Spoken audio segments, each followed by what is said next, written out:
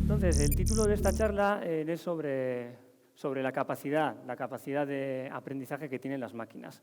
Entonces, primero sí que me gustaría repasar algunos de los avances tecnológicos que han tenido, bueno, digamos, más impacto en los medios de comunicación últimamente, ¿no? O sea, avances tecnológicos que seguramente os suenen, ¿sí? Para ver un poco luego lo que hay detrás de esos avances tecnológicos. Entonces, bueno, uno de los avances tecnológicos que quisiera mirar ahora es el de Google Fotos. Supongo que casi todos en vuestros móviles, si tenéis móviles Android, tendréis Google Fotos, es una aplicación a la que podéis subir fotos. Y no sé si lo habéis explorado, pero nos da la capacidad de buscar imágenes por texto. Es decir, si yo tengo un montón de fotos, puedo pedirle a Google que me busque fotos que contengan comida. Y me va a sacar todas las fotos en las que aparecen comida. O puedo poner fotos en donde haya niños o paisajes. Y Google es capaz de reconocer en esas imágenes los conceptos que yo le pido y entonces mostrarme esas imágenes. ¿Vale? Eso parece una tontería, pero no lo es. Es una cosa muy compleja. Hasta hace muy poco era muy difícil hacerlo bien. También tiene la capacidad de hacer álbumes de forma automática. Coge nuestras fotos, monta unos álbumes, según en qué localizaciones los hemos cogido, y lo hace con cierto criterio estético, que muchas veces los álbumes que salen realmente tienen muy buena pinta. Y también es capaz de coger ciertas fotos y montar pequeñas animaciones con ellas. Sí, o sea, es capaz de entender que esta foto va delante de esta otra, y así nos hace una especie de pequeña animación en donde se puede ver el movimiento, digamos, de fotos consecutivas. Y esa animación, la reconstrucción de esa animación, también lo hace bastante bien. Entonces, todas estas capacidades, como os digo, para los humanos no parecen gran cosa, pero para las máquinas es algo que hasta hace poco ha sido imposible. Y ahora con Google Fotos, pues por ejemplo, podemos hacer cosas de estas. Vale, otro de los avances que quería comentar es el tema del reconocimiento de voz, que en inglés, como veis, se dice en speech recognition. ¿Cuál es la idea de esta tecnología? La idea es que yo le puedo hablar también a un teléfono móvil y, si os dais cuenta, el teléfono móvil es capaz de pasar a texto lo que yo hablo por voz. ¿Sí? Entonces, por ejemplo, si yo quiero mandar un WhatsApp y estoy en el coche, no puedo escribir, lo que sea, puedo hablar al teléfono, lo convierte en un mensaje de texto y lo podemos mandar. Esto otra vez también parece algo bastante antiguo. O sea, si recordáis, ya los teléfonos hace muchos años sí que nos atendía un robot, ¿no? Siempre nos decía, joder, me ha salido el robot. Y al robot nosotros le podíamos hablar, bastante limitado, pero muchas veces lo entendía y era capaz de llevarnos por los caminos adecuados, ¿no? Es una tecnología bastante vieja en ese sentido, el reconocimiento de voz, pero nunca ha funcionado tan bien como está funcionando ahora. Desde hace poquitos años ha habido un salto muy grande en la capacidad de las máquinas de procesar nuestra voz y generar texto con él.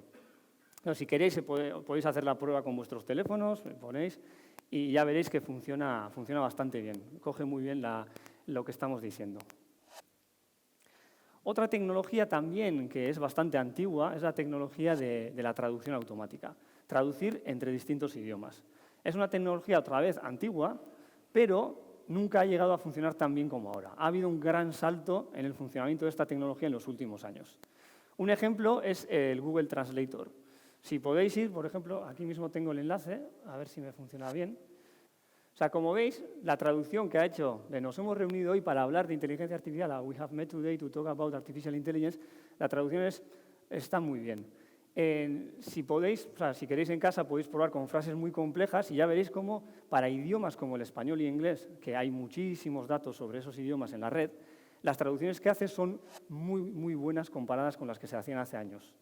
Sí, entonces, esta tecnología también es algo que cada vez está funcionando mejor y, por ejemplo, ya se puede ir, pues a Japón, ¿sí? Y coger el móvil, mirar los letreros que tenéis en japonés, ponerlo, lo reconoce y te los traduce al inglés o al español o a lo que queráis.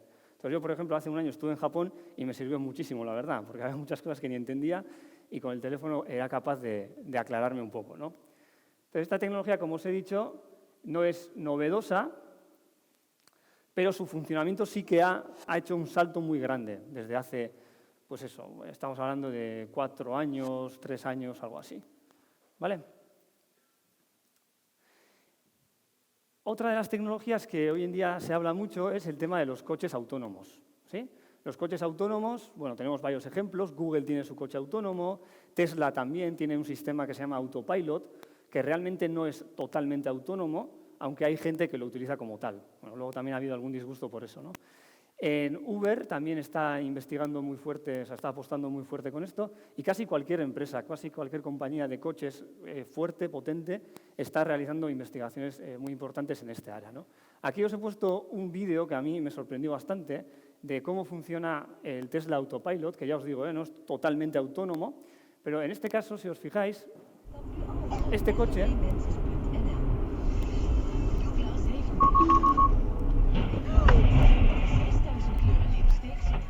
Si os habéis fijado, el coche ha sido capaz de predecir el accidente un poco antes de que haya pasado. Se nota justo cuando ha hecho el pi, pi, pi, pi, pi, ese pi, pi, pi, pi, pi, ese sonido es el freno de emergencia que ha salido. A ver, está aquí. A ver, aquí ya. Y pumba, accidente. Y ha sido el mismo coche el que ha frenado para evitar que el accidente fuese a más, ¿sí? Entonces, todas estas tecnologías en los coches autónomos también se están desarrollando a velocidad muy importante y cada vez tenemos mayor funcionalidad, ¿no? en los coches que tenemos. Bueno, realmente mucha gente dice que hoy en día casi es más un tema económico y legal que tecnológico el hecho de que no tengamos ya coches autónomos. Entonces, pues, para que veáis que la tecnología ya está muy adelantada. Vale, otro de los ejemplos que vimos ya el año pasado fue el juego AlphaGo. El juego es Go. La máquina que ganó jugando al Go a un jugador profesional, que es de los mejores del mundo, es la máquina AlphaGo. No sé si os acordáis que allá por el 96-97, la máquina Deep Blue de IBM pudo vencer a Garry Kasparov. Sí, aquello fue un hito. Ya entonces, incluso hace no muchos años, se decía que, aunque eso se había conseguido, ganarle al ajedrez a una persona, ganar al Go sería muchísimo más complejo y que era algo que en 20 años no íbamos a ver, ¿sí? ¿Por qué? Porque el Go es realmente un juego muy complejo. Tiene tantas combinaciones, tiene muchísimas más combinaciones que átomos existen en el universo.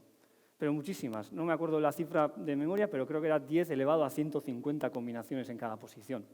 Entonces, para una máquina analizar todo eso es imposible. Tiene que tener estrategias inteligentes para poder saber cómo jugar.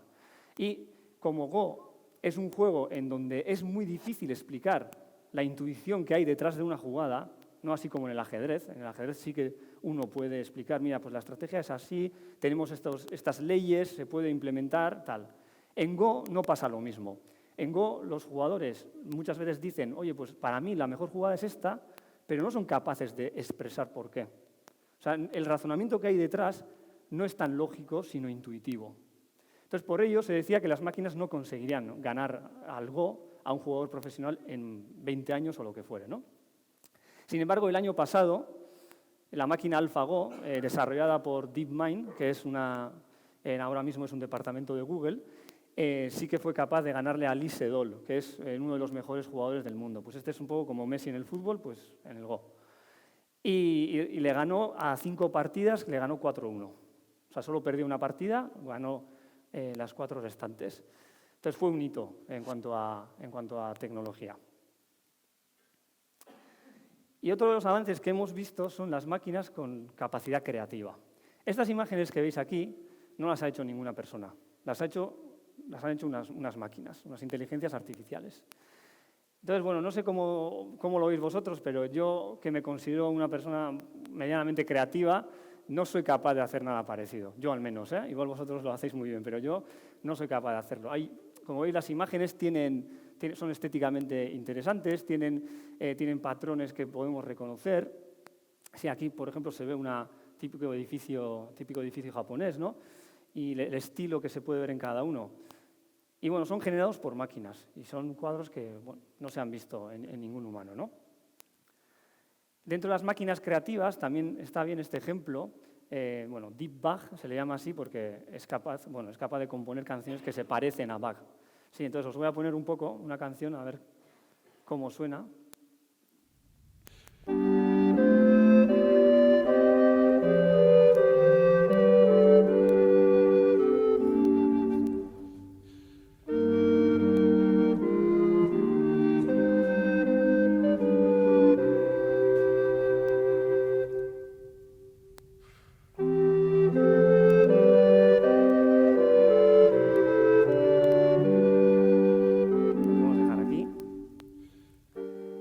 esto otra vez ha sido compuesto por una máquina.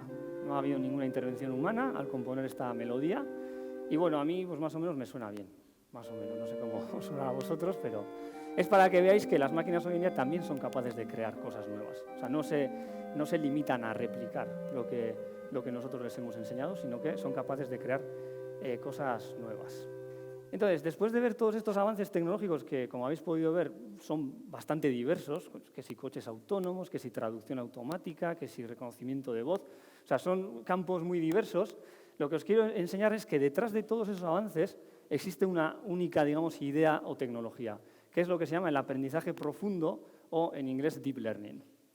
O sea, al final, detrás de todos esos avances, la tecnología base es esta de la que vamos a hablar ahora. Entonces, os voy a explicar un poco en qué consiste el tema de deep learning para que podáis entender, ¿no?, lo que hay debajo. Vale, primero quisiera hablar de la importancia de aprender, ¿sí? Si os fijáis, esta imagen ya es bastante difícil para una persona. O sea, bueno, tiene su dificultad, no es inmediato ver ahí el perro, ¿no?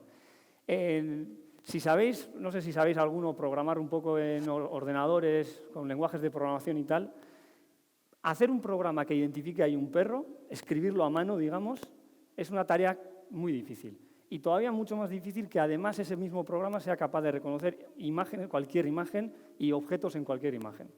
O sea, hacer un programa que haga eso y encima sea genérico, es casi imposible.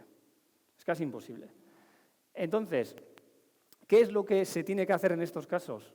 Lo que hay que hacer es que la máquina, que el ordenador, sea capaz de aprender él mismo. ¿Sí? Porque nosotros, como humanos, no somos capaces de escribir esos programas que funcionen bien, que funcionen en todos los casos. Por eso es tan importante el aprendizaje. En nuestro día a día, el aprendizaje para nosotros como humanos es clave para la supervivencia. O sea, nosotros realizamos las tareas que realizamos porque las hemos aprendido a hacer, ¿no? En nuestro mundo real, las dificultades que se nos presentan son enormes. Por ejemplo, la visión. Para nosotros es muy fácil, o sea, para mí es fácil ahora mirar aquí, identificar muchísimas personas, incluso puedo identificar caras, sillas, hago incluso una reconstrucción tridimensional de todo esto y parece una tontería, pero no lo es. Realmente es una tarea muy, muy, muy difícil. Hacer todo eso en el cerebro requiere muchísimo cómputo y, sin embargo, nosotros lo hacemos como si fuese lo más fácil del mundo. En el tema de los lenguajes naturales, es decir, la capacidad de hablar, la capacidad de dialogar, es una capacidad realmente muy compleja y las personas hemos evolucionado muchísimo por tener esa capacidad. El oído, ser capaz de escuchar distintas fuentes de sonido, identificar dónde están, quién me está hablando, qué es lo que me dice, ser capaz de distinguir distintas conversaciones, son cosas muy, muy, muy difíciles. Manipulación de objetos, el hecho de que yo pueda coger esto, hacer estas cosas, parece una tontería, pero es algo que a los robots, por ejemplo, les cuesta una barbaridad, porque realmente el problema es muy difícil. Nosotros lo hacemos porque hemos aprendido desde pequeñitos, ¿sí? Y bueno, en general la física del día a día es compleja, ¿vale? La física que nos rodea es compleja y no es fácil poder programar todo eso a mano. Como ejemplo, tengo este vídeo para que veáis la importancia del aprendizaje en los seres humanos, ¿no? Si os fijáis, tenemos a una niña que ya es bastante mayor y aquí tenemos a un bebé. No es capaz de coger ese balón. Para nosotros es algo trivial coger el balón, pero para este bebé es muy difícil porque todavía su cerebro no está entrenado. Su cerebro todavía no ha procesado suficientes veces la trayectoria del balón, cómo se comporta el balón, cuándo llega a mí, cuándo está ahí, cuándo tengo que mover mis brazos. Todo eso que para nosotros es evidente y es fácil, para un bebé no lo es. Y sin embargo, con el tiempo va aprendiendo. ¿Y cómo va aprendiendo? A base de observar el mundo, a base de probar y errar, y en ese proceso es donde aprende.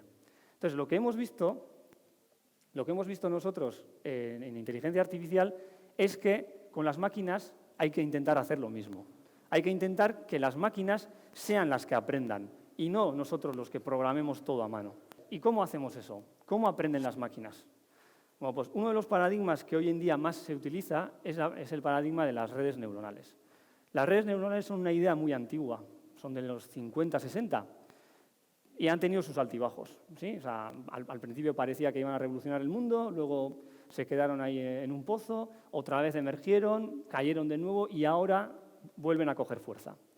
Entonces, las redes neuronales se basan en las redes neuronales naturales en nuestro cerebro, pero se basan. O sea, que no es una copia de lo que hace nuestro cerebro, ni mucho menos, porque, entre otras cosas, no sabemos qué hace nuestro cerebro todavía. O sea, nos falta muchísimo por aprender en neurociencias como para que seamos capaces de copiarlo.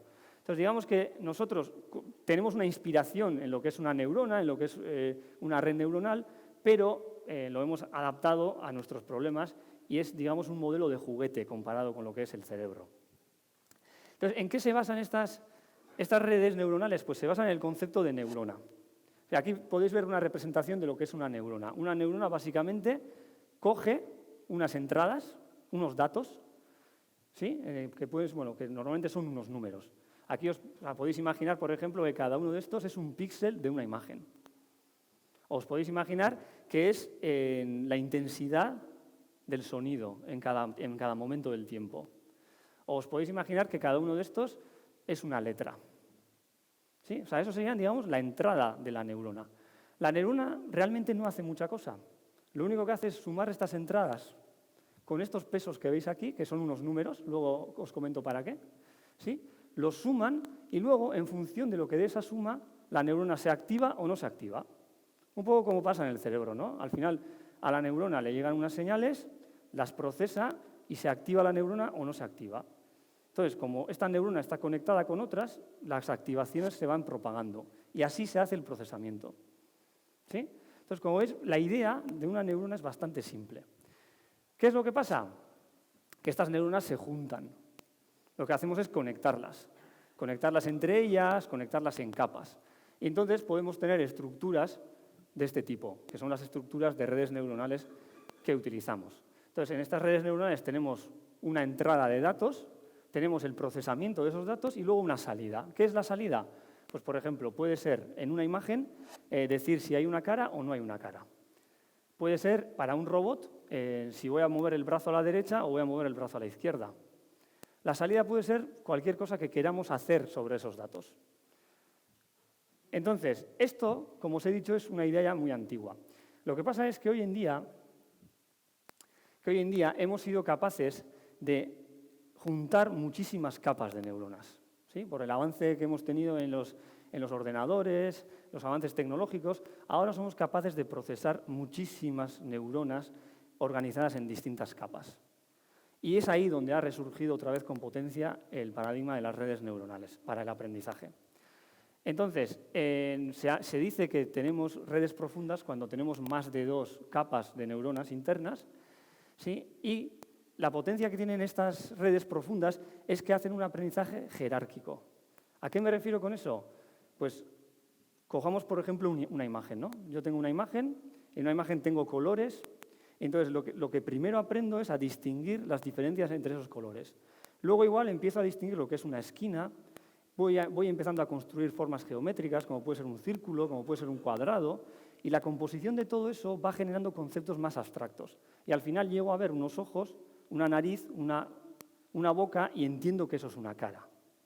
Entonces, todo eso va en una jerarquía en la estructura de las neuronas. En este vídeo se puede ver eso de forma muy interesante. Lo que vais a ver aquí es una red neuronal, luego os cuento un poco lo que es, pero es una red neuronal que tiene varias capas, ¿sí? Aquí cada uno de estos, 1, 2, 3, son distintas capas. Y lo que somos capaces es de visualizar lo que hacen las neuronas de cada capa. Entonces, ante el estímulo de una imagen, vemos qué es lo que hacen. Entonces, os voy a poner unos ejemplos. Vale, si os fijáis, la entrada que le ponemos a la red neuronal es una cámara, es una webcam, y está viendo a esta persona de aquí, ¿sí? Entonces, aquí, en esta neurona que vais a ver aquí, que está...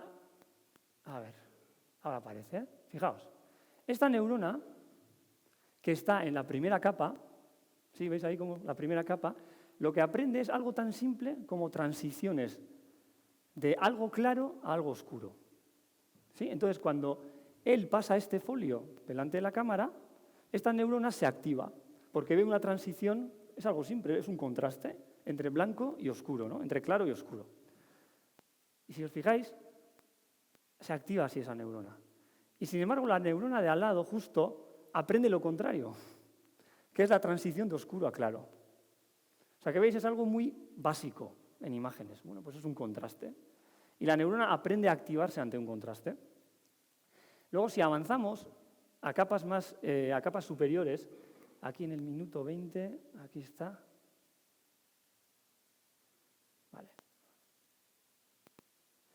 Vale, aquí vais a ver una neurona que reacciona ante la presencia de las caras.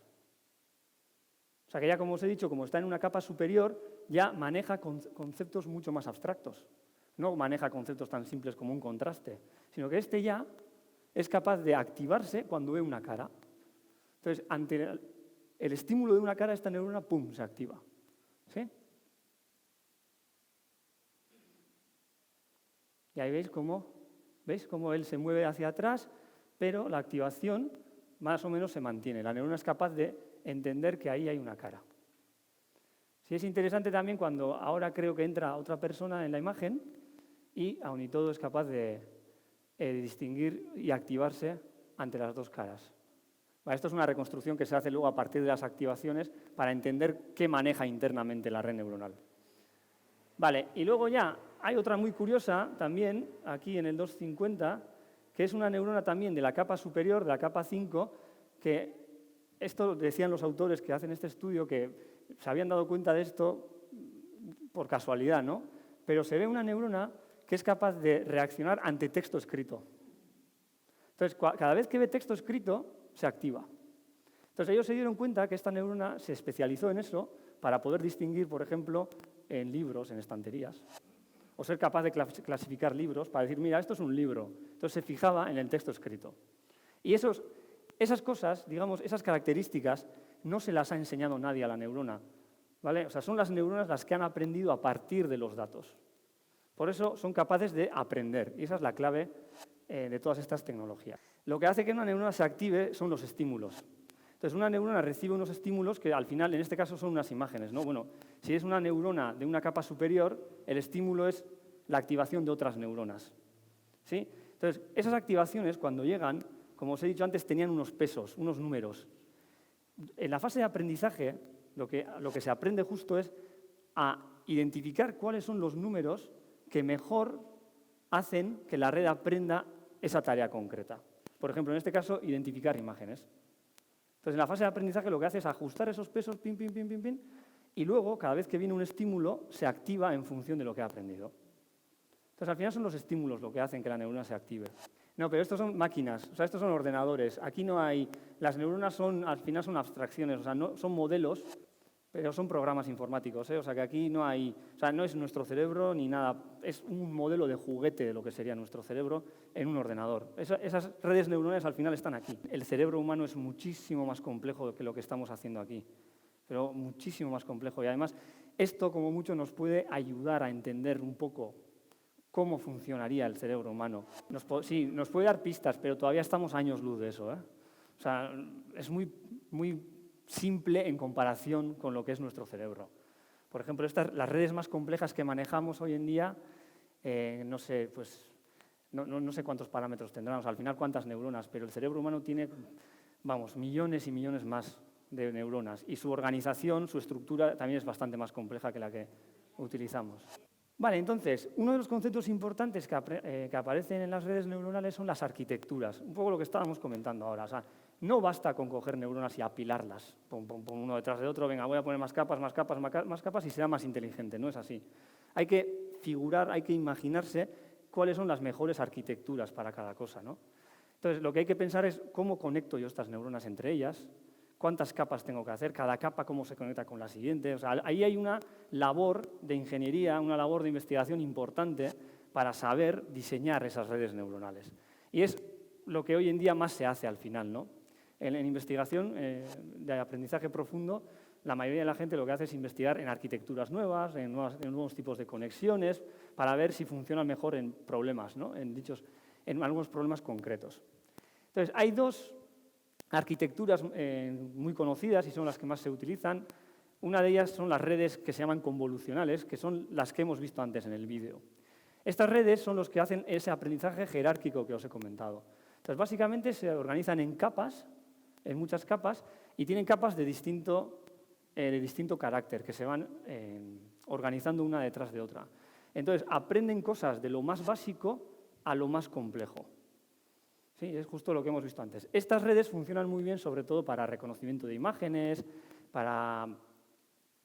incluso también para reconocimiento de voz. O sea, suelen funcionar muy bien para la percepción artificial, para la entrada de datos, digamos, sensorial. En esos casos funcionan muy bien. Están inspirados en el córtex visual humano, inspirados. ¿Vale? O sea, el córtex visual humano tiene una arquitectura más compleja, pero tiene ciertas similitudes a estas redes convolucionales. Y luego hay otras que son las redes recurrentes. En las redes recurrentes, bueno, no voy a explicar todo esto porque esto es bastante complejo, pero lo que os quería decir es que estas redes son redes que son capaces de gestionar memoria. Entonces, no se limitan a coger un estímulo en un momento y hacer su procesamiento solo para ese estímulo, sino que son capaces de recordar estímulos anteriores. Y son esas redes mismas las que aprenden en ese proceso de aprendizaje cómo gestionar su propia memoria, qué tienen que recordar, qué tienen que olvidar, con qué estímulos se queda, con cuáles no. Y eso es la capacidad que tienen. Se suele utilizar mucho esto en lenguajes naturales, o sea, para la traducción simultánea que os he enseñado antes. Se suele utilizar también para la generación de música y todo eso que hemos visto. Al final, todo aquello que tenga una relación temporal, estas redes suelen funcionar muy bien. Entonces, muchas veces lo que solemos ver es combinaciones de estas arquitecturas, redes convolucionales combinadas con recurrentes para hacer diversas cosas. Luego os pondré algún ejemplillo para que veáis. Vale, entonces, esto es, digamos, lo que tenemos, ¿no? Las técnicas que tenemos. O sea, estas son las redes neuronales que tenemos. Pero, ¿qué tipo de aprendizaje podemos hacer con estas redes neuronales? Pues los tipos de aprendizaje que podemos hacer son básicamente tres. Algunos incluso pueden decir que uno de ellos es un caso especial, pero bueno, os voy a presentar así. Entonces, por un lado tenemos lo que se llama aprendizaje supervisado, luego os explico lo que es, aprendizaje por refuerzo y aprendizaje no supervisado. Son tres formas de aprendizaje que os sonarán mucho porque nosotros los humanos también lo realizamos, ¿vale? Entonces, vamos a hablar primero un poco sobre aprendizaje supervisado.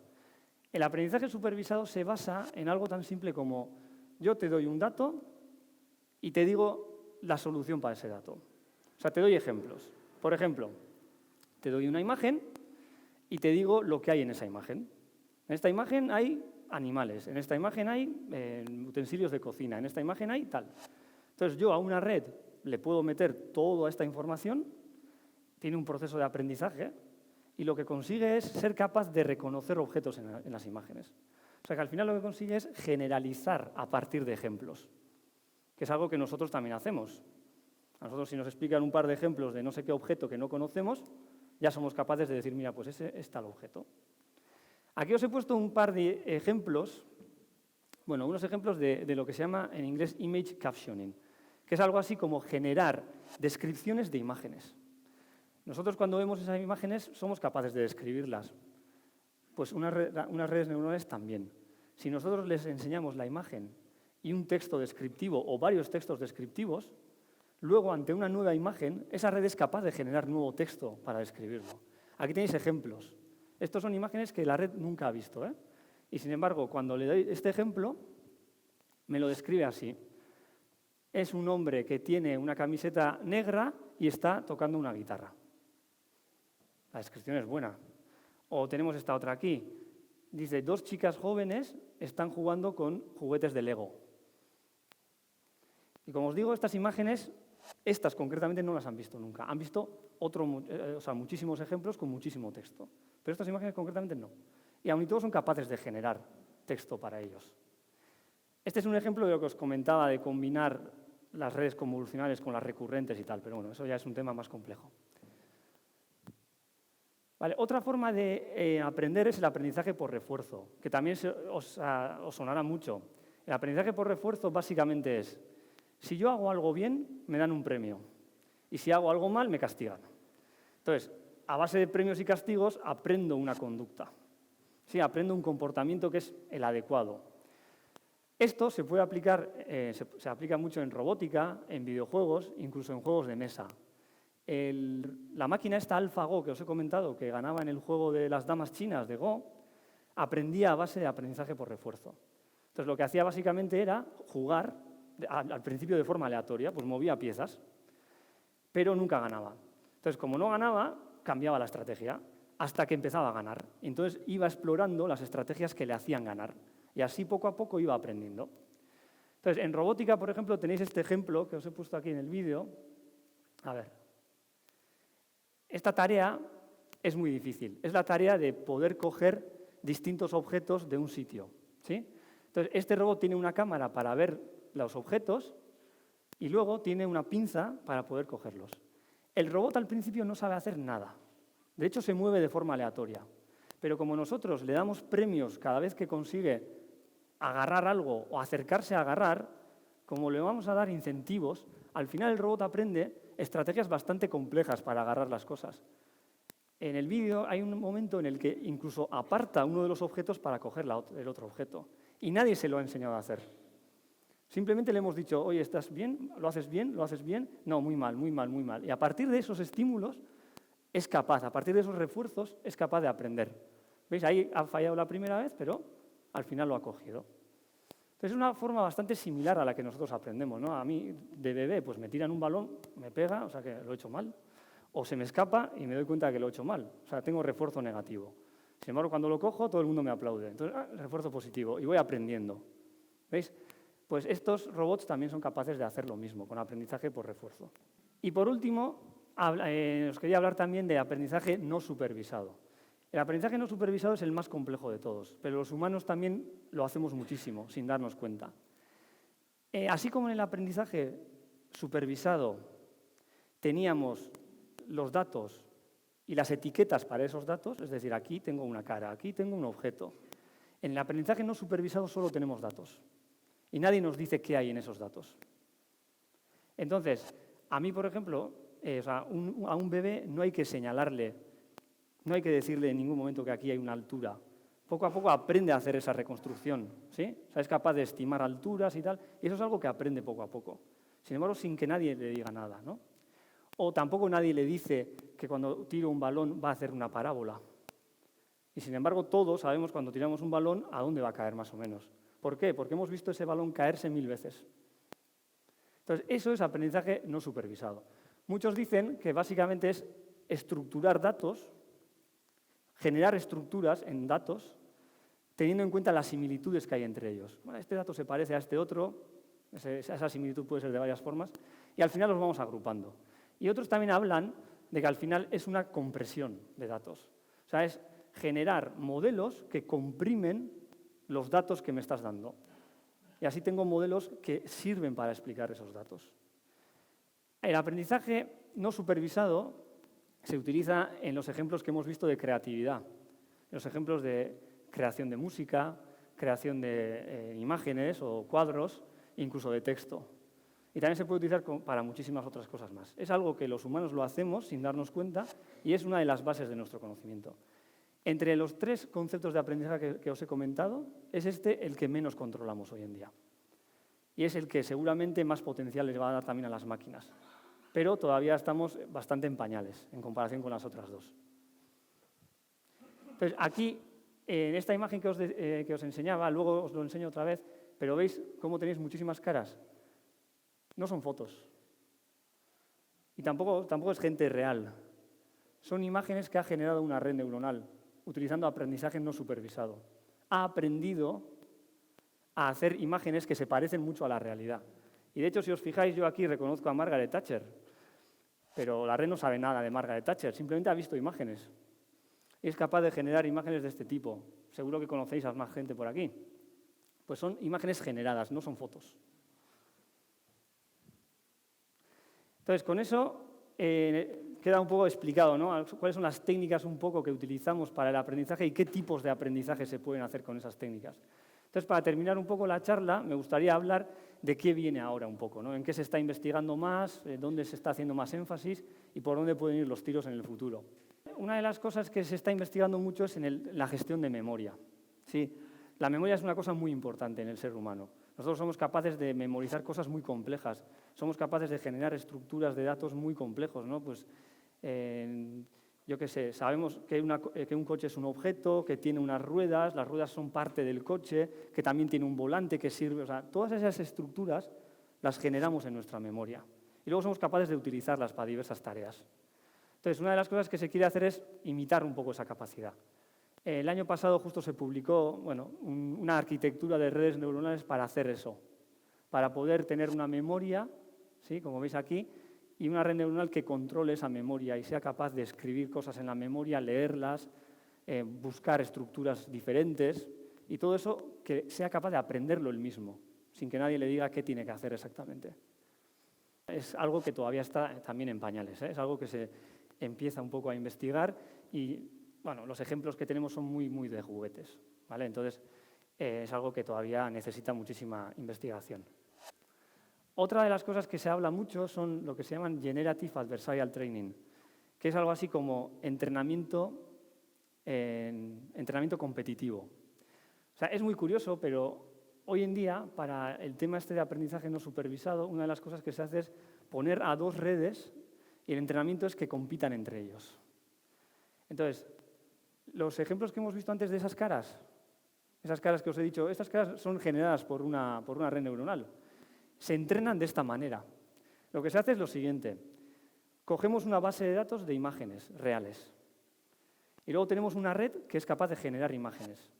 Pero al principio solo genera ruido, ¿eh? Pero, bueno, sería capaz de generar, ¿vale? Entonces, lo que hacemos es, de forma aleatoria, vamos cogiendo o una imagen real o una generada por la red. Y se la pasamos a otra red, que es el discriminador. Entonces, el discriminador tiene que aprender a distinguir si tiene una imagen real o una falsa. Y lo que hacemos es que la respuesta del discriminador le llegue a la red generadora. Entonces, están compitiendo entre ellos. El generador cada vez aprende mejor a generar imágenes, cada vez se parecen más a las reales, y el discriminador cada vez es mejor viendo la trampa. Entonces, lo que conseguimos es, haciendo esto millones de veces, o sea, que este genere millones de imágenes y este le diga, pues no, eso es falso, no, eso es real. Con ese entrenamiento competitivo, lo que conseguimos es que este sea capaz de generar imágenes como hemos visto antes. Entonces, de alguna manera, ha aprendido a generar imágenes reales con este tipo de entrenamientos. Esto se está utilizando también para averiguar los passwords de usuarios en distintas redes sociales. Se está utilizando también para generar música, para generar voz. Ya sabéis que la voz sintética de los ordenadores siempre suena muy robótico, ¿no? Pues se está utilizando también esto para que suene mucho más humano. Y se está utilizando esto para muchísimas cosas. Y es un tema muy candente hoy en día en investigación. Y por último también quería comentar el tema de los mundos virtuales. Entonces, los mundos virtuales son básicamente, claro, si yo lo que quiero es que un coche aprenda a conducir por sí solo, hombre, sabiendo que al principio no va a atinar, lo que no puedo hacer es soltarlo en la carretera, porque lo que me va a hacer es un estropicio. Entonces, ¿cómo hacemos que esos coches empiecen a aprender en mundos más controlados? Pues es utilizando mundos virtuales. Aquí tenéis un ejemplo. Esto es un videojuego, que creo que es Grand Theft Auto. Se utiliza su motor de juego, digamos, y lo que se hace es, fijaos aquí, entrenar una red neuronal. El que está controlando este coche es una red neuronal.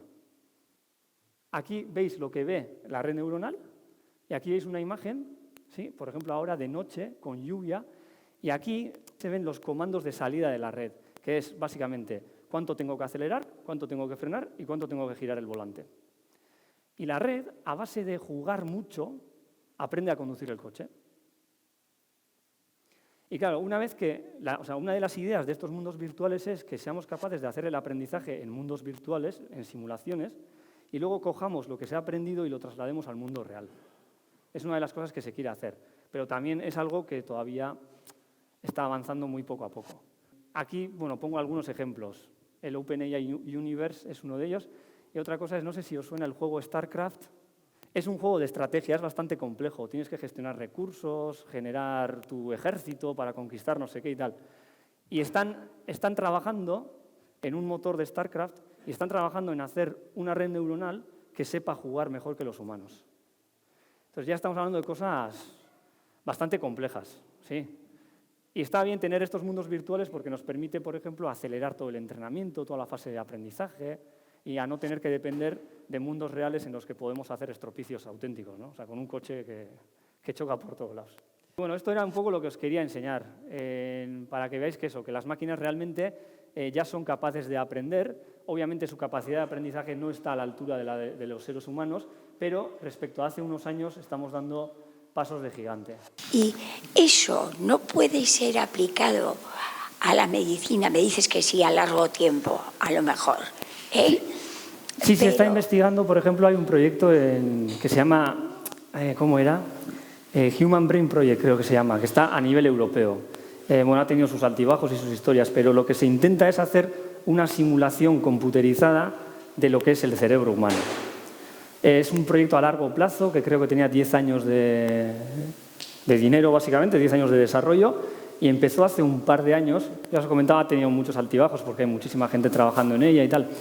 Pero sí que se quiere hacer un modelo simulado del cerebro con supercomputadores y infraestructura enorme para poder analizar justo eso, ¿no? Cómo funciona un cerebro humano, para poder trasladarlo a una máquina enorme y ser capaces de ver, oye, pues parece que el cerebro hace esto, hace lo otro, y qué podemos aprender de eso, tanto para poder detectar enfermedades cognitivas como para poder trasladar lo que hemos aprendido a las máquinas. Hombre, no sé si justo las cegueras y así que, bueno, yo no soy médico, o sea, no sé mucho de estos temas, pero que pueden ser más igual a nivel de un deterioro que tenemos justo en los ojos, o puede ser un deterioro que tenemos en una parte del cerebro. Entonces eso parece que es más, no sé, ya te digo que de eso no controlo, pero parece que es como más intervención quirúrgica o poner algún sensor nuevo que se pueda adaptar a nuestro cerebro. O sea, lo veo más a nivel de casi biónico, ¿no? Esto es más a nivel informático, de simulación, de ordenadores. Entonces sí que igual puedes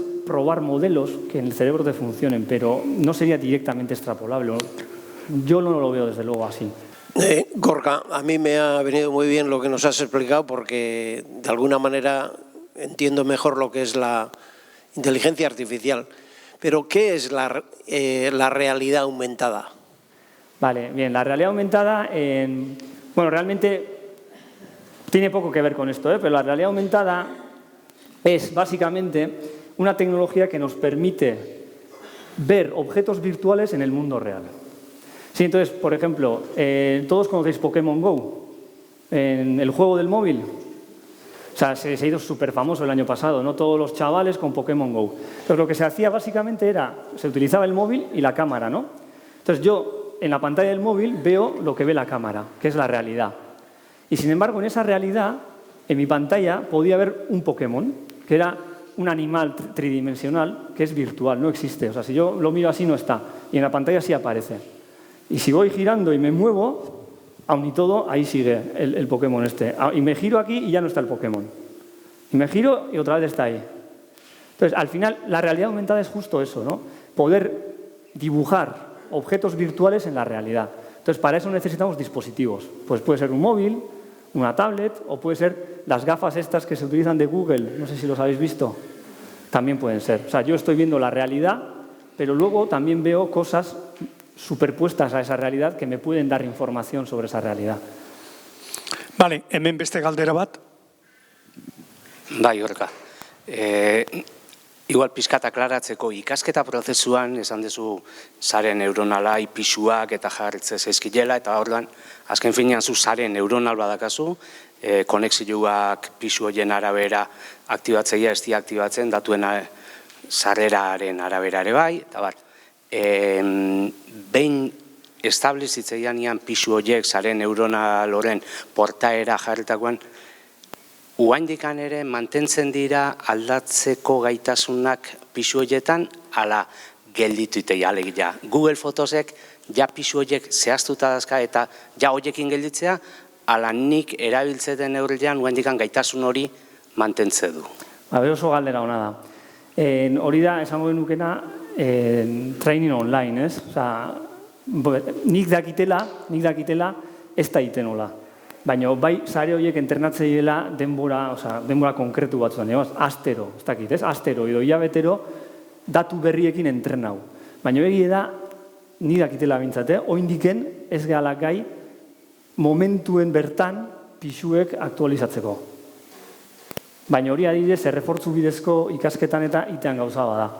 Orduan bai, hori bada gai oso interesgarri ikerkuntzantzako. Gaur egun daukeu, bi fase garbi dauzkeu. Entrenamiento eta uso, o despliegue, hona esan bezala, ez?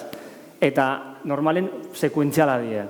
Baina egia da oso interesgarri dela eta haidea ikerkuntza egiten baita ere, ikusteko nola hori leiken en tiempo real. A ver, hemen beste bat. Gorka, en el día a día, casos prácticos.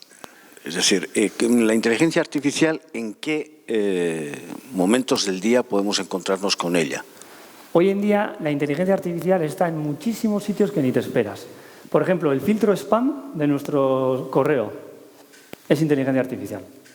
O sea, al fin y al cabo, ahí detrás hay un modelo, lo que sea, que cada vez que nosotros le decimos, oye, este mensaje es spam, lo que tiene es un aprendizaje supervisado. Entonces, tiene una enorme base de datos que hemos construido nosotros, la gente que utilizamos el correo.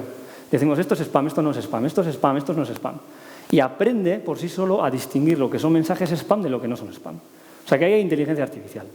Luego, lo que os he dicho, en el móvil, toda la parte de reconocimiento de voz es inteligencia artificial. Traducciones automáticas también. Cada vez más, lo que he comentado, Google Fotos, reconocimiento de imágenes, todo eso también es inteligencia artificial. Incluso hoy en día también hay programas que deciden si a una persona hay que darle el crédito o no, o sea, un crédito bancario. También se puede hacer eso por inteligencia artificial y se suele hacer, las primeras cribas se suelen hacer así. Entonces, la inteligencia artificial hoy en día ya nos inunda por todas las partes. Lo que pasa es que es una inteligencia artificial muy especializada. O sea, solo vale para resolver esa tarea. Sin embargo, nuestra inteligencia es muy genérica. O sea, yo siempre digo, la máquina esa AlphaGo que le ganó a Lee Sedol jugando al Go, solo hace eso. Sin embargo, Lee Sedol, después de jugar su partida, pues cogió el coche, se fue a casa, se preparó la cena, limpió la casa. Todo eso lo puede hacer una persona. Y estas máquinas todavía solo pueden hacer una cosa muy específica. Entonces, es uno de los grandes retos, cómo generalizar la inteligencia. Y eso ya es una cosa muy, muy compleja. Hace poco he leído yo que Google había, no sé si lo has comentado yo un poco más tarde, que Google había eliminado una inteligencia artificial que estaba creando de robots, máquinas competitivas en lenguaje que habían llegado a abreviaturas propias y que el lenguaje que ya utilizaban entre ellos era totalmente irreconocible, casi, digamos, como definido como un nuevo lenguaje. Sí, bueno, fue Facebook realmente. O sea, no fue Google, sino fue Facebook. Perdón. Pero esa noticia fue un bulo, ¿eh? Sí, fue un bulo, fue un bulo. No he indagado bien el tema, lo tengo que hacer, porque de hecho tengo que hablar sobre eso en la radio la semana que viene, pero sí fue un bulo. Lo que pasa es, lo tengo que indagar, entonces lo que estoy diciendo ahora igual no es del todo correcto, pero lo que pasa es que estas redes neuronales, cuando hablamos del lenguaje y las traducciones que he comentado, suele haber una red que lo que hace es codificar la información y otra red que luego descodifica la información para hacer la traducción, ¿no? Entonces, digamos que lo que comparten estas dos redes son unas representaciones de las frases que les estamos dando. Y estas representaciones son cosas internas. O sea, son un mogollón de números en un espacio muy grande, ¿no? Son muchísimos números. Y claro, al final, ¿qué es lo que pasa? Que a medida que aprenden, pues yo qué sé, traducir de inglés a español, lo que consiguen es generar una especie de lenguaje que ni es inglés ni es español, pero sirve para representar todos los conceptos del inglés y español. Entonces yo entiendo que la noticia iba un poco por ahí. Supongo que se habla de ese lenguaje que nosotros los humanos no conocemos y tal, supongo que se habla de eso. Pero sí que pude leer que la noticia fue un bulo, o sea, que no hubo ningún peligro, ni hubo ningún problema, y vamos, fue por otros motivos, pero ahora mismo no te sé responder. Aupa, arratsaldeon. ¿Para cuándo se estima que podamos pues tener algo más desarrollado el tema de la inteligencia artificial, los humanoides, pues algo como mucho más complejo de lo que nos has explicado, pues, que ya estamos viendo primeras trazas y así en las noticias y demás, y era un poco por preguntar si había un poco algún año, si nos podías adelantar. Esta es la pregunta de a ver cuándo voy a tener un robot en casa que me limpie la casa y me haga todo, ¿no? Sí, a ver, es muy difícil hacer estimaciones. Yo rara vez me mojo con estas cosas porque luego las cosas cambian enseguida. Hay muchísimos temas que todavía no controlamos y, bueno, en estos casos mucha gente suele decir lo de 20 años, pero yo creo que lo de 20 años siempre es porque no sabes qué decir y sabes que está un poco lejos. Entonces, no soy capaz de hacer una estimación, no te puedo hacer una predicción de cuándo. Lo que sí te puedo decir es que hoy en día, no en tiempo, pero al menos sí en complejidad, estamos lejos de eso, en complejidad. Lo que no sé es si vamos a escalar esa complejidad muy rápidamente. Eso no lo sé, porque sí es verdad que últimamente se ve que los avances cada vez vienen de forma más acelerada. De hecho, hay teorías y todo, ¿no? Del desarrollo exponencial y no sé qué. Bueno, eso también son teorías, pero quiero decir que es muy difícil estimar. Sabemos que hay un salto de complejidad muy grande, lo que no sé es en cuánto tiempo el ser humano abarcará esa complejidad. No tengo ni idea, la verdad. Hoy en día los que más traccionan esto es el sector tecnológico, Google, Facebook, Microsoft. Estas empresas los que están poniendo más dinero, los que contratan a los mejores. Es una pasada. O sea, de hecho, en las universidades, incluso las grandes universidades, en términos académicos, están detrás de ellos. Son ellos los que más publican, los que tienen mayor notoriedad en todos los congresos, revistas. Están cogiendo, digamos, todo el campo y al final porque son los que tienen los datos, porque nosotros a Google le damos un porrón de datos, sin darnos cuenta, pero una barbaridad. A Facebook también. O sea que, bueno, muchas gracias por vuestra atención. Eskerrik asko denoi.